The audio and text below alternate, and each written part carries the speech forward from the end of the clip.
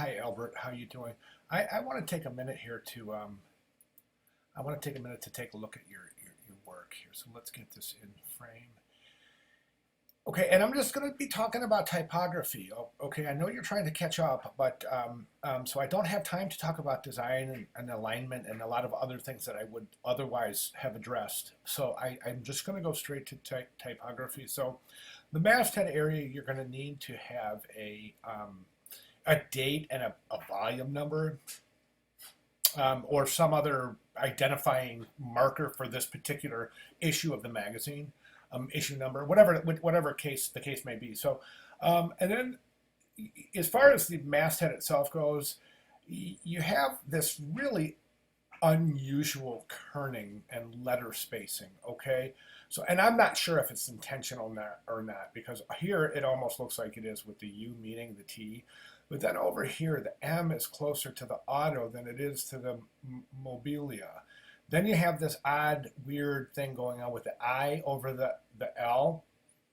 So I'm not really following exactly what's happening here. I think it would be much better if you were to just format this traditionally instead of giving it this. If indeed you did, I mean, you may not even have noticed. I don't know. I'm not sure. I'm not saying you did or didn't. I'm just saying that would be something to reconsider. This looks good. Corvette Stingray returns. However, this is setting up. This is not centered, and the masthead is, and the rest of the front cover is centered. So this sets up a little problem here, and the problem is that this right margin isn't in alignment. So you have this returns right here, but then you have this stoppable GMC comes here to the end of this, and then you have even the UPC ends at a different place. So you want to think about that right margin, setting something up a little bit more concrete.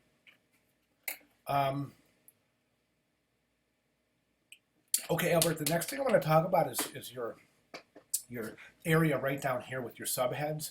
And the kerning here, again, the letter spacing is so close. It's almost illegible. So for, typographically speaking, that needs to be addressed. Okay, so let's take a look at the contents page. And this image in the contents page has been stretched to fit there, and you don't want to do that. You never want to, change the size of an image without constraining the proportions of that image. Okay, so let me see.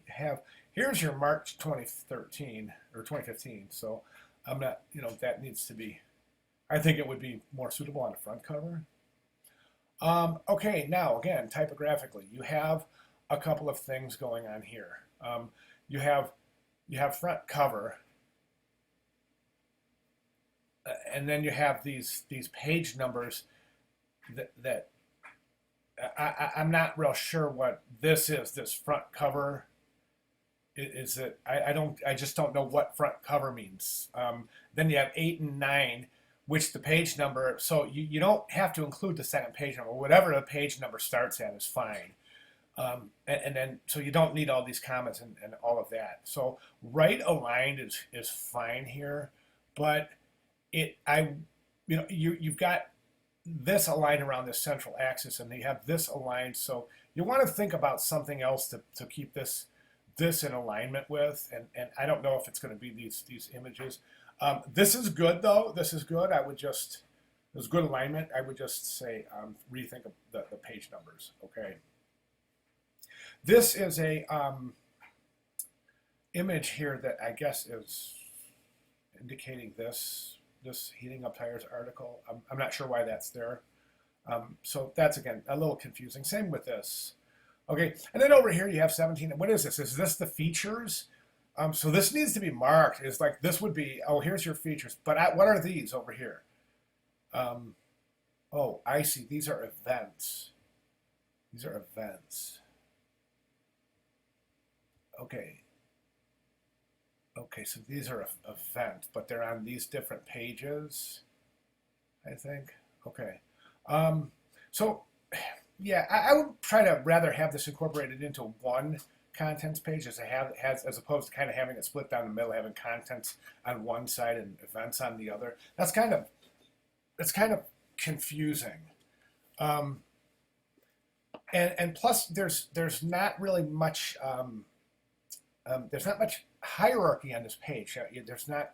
I mean, we have a lot of different images that we're bouncing back and forth to, and then we have these other graphics. But I'd like to see more typographic hierarchy and less dependency on image to create hierarchy. Okay, now this is your spread, which means this would be the first page, and this would go up over here next to it. So you have that line that would meet in the middle, that red line, and I'm not real sure. Oh, I see. This is Cars of the Future,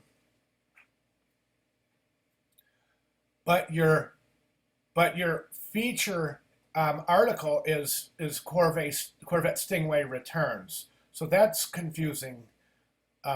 Your feature spread, your cover feature spread should be indicative of whatever is featured on the cover. In this case, you have your Corvettes, and then so this is kind of weird. This wouldn't be a feature spread.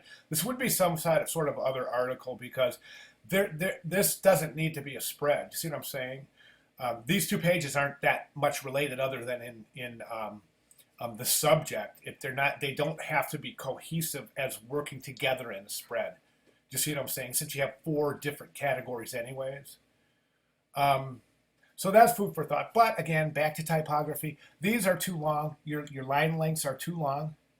Okay. Watch that word count, 49 to 65. These are probably well over 100, and that's characters plus punctuation and spaces.